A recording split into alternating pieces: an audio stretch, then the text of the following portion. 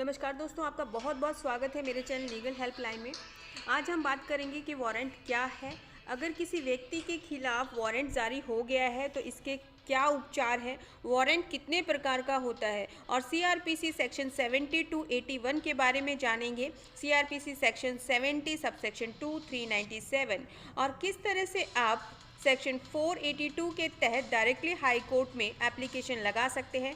ये सब जानकारी आपको दी जाएगी, लेकिन वीडियो को लास्ट तक देखना ना भूलें और चैनल को सब्सक्राइब करना ना भूलें ताकि ज़रूरी जानकारी आपको समय समय पर मिलती रहे। सीआरपीसी में सेक्शन 70 से 81 तक प्रावधान वारंट के बारे में है।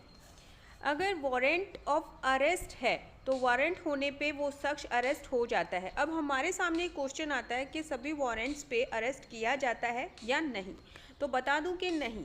एक्चुअली दो तरह के वारंट होते हैं, BW एंड NBW। क्या है BW और क्या है NBW? BW है बेलेबल वारंट और NBW है नॉन बेलेबल वारंट।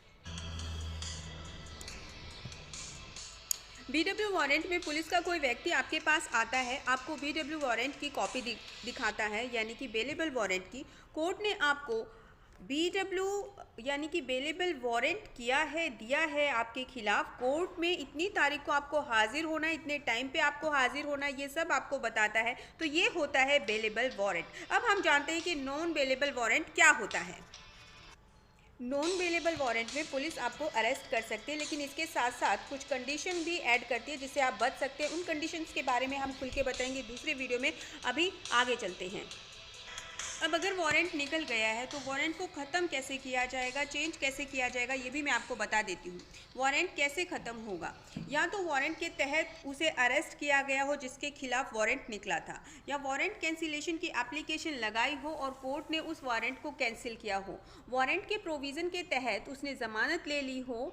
खुद से कोर्ट वारंट को ख़त्म नहीं करती है, ये मैं आपको क्लियर कर देती हूँ। मैं फिर से रिपीट कर रही हूँ, बेलेबल वारंट में सिर्फ आपको सूचना दी जाएगी, जबकि नॉन बेलेबल वारंट में आपको गिरफ्तार किया जा सकता है। सीआरपीसी सेक्शन 47 के अनुसार संगीन अपराधों में पुलिस अधिकारी बिना वारंट के अभियुक्त को गिरफ्तार कर सकता है, जबकि सामान्य अपराधों में किसी भी अभियुक्त को बिना वारंट के गिरफ्तार नहीं किया जा सकता है।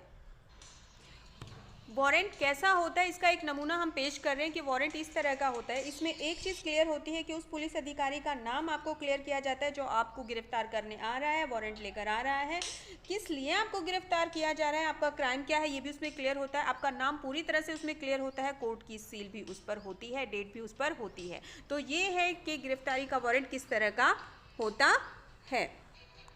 मान लीजिए कि आपकी पत्नी ने आपके ऊपर 498A दहेज का, 323 मारपीट का और दूसरी शादी का 494 IPC के और भी कई सारे केसेस लगा दिए और कोर्ट को वो जेन्युइन लग रहा है कि हाँ वाकई में इसके साथ ऐसा हुआ है और वो आपके खिलाफ अरेस्ट वारंट जारी कर देती है। तो आपको करना क्या है? एक्चुअली में तो सबसे पहले तो आपको 438 CRPC के अंतर्गत एंटीसेप्टरी बेल ले लेनी है, अगर आपको शक है कि ऐसा हो सकता है। इसमें मैं ये नहीं कहती कि आपको बेल मिलेगी ही मिलेगी, लेकिन हाँ आपके पास ये प्रोविज़न है कि आप ले सकते हैं। नेक्स्ट है सीआरपीसी सेक्शन 70 सबसेक्शन 2। अगर किसी भी अरेस्ट वारंट को आप बेलेबल वारंट में कन्वर्ट करवाना चाहते हैं तो आप करवा सकते हैं इसके तहत।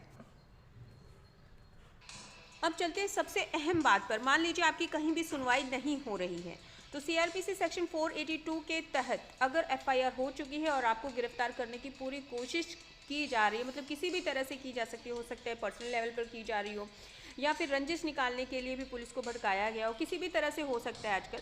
तो अगर आपकी कहीं भी सुनवाई नहीं हो रही है तो आप क्या कीजिए, डायरेक्ट हाई कोर्ट में एप्लीकेशन लगा दीजिए। आप लगा सकते हैं आपके वकील के माध्यम से। वहाँ पे आपको प्रूफ करना होगा, जो भी आपके पास प्रूफ है कोर्ट को सेटिस्फाइड कीजिए कि कोर्ट आपकी बात को क्यों माने कि आपने ये किया है कि नहीं किया है, आपको गिरफ्तार करना चाहिए कि नहीं करना चाहिए। इसके तहत आप कोर्ट को सेटिस्फाइड कीजिए कि आपने इस तरह का कोई भी कृत्य नहीं किया है और ये प्रूफ मेरे पास है। उम्मीद करती हूँ आपको पता चल चुका होगा कि वारंट नॉन बेलेबल और बेलेबल दोनों ही तरह के किस तरह के होते हैं, किस तरह से अगर आपके खिलाफ वारंट हो चुका है तो आप किस तरह से उससे बच सकते हैं, क्या क्या क्रियाएं इसमें होती हैं, कौन कौन से सेक्शन इसमें यूज़ किए जा सकते हैं। हमारे साथ बने रहने के लिए आपका बहुत बहुत शुक्रिया, धन्यवाद।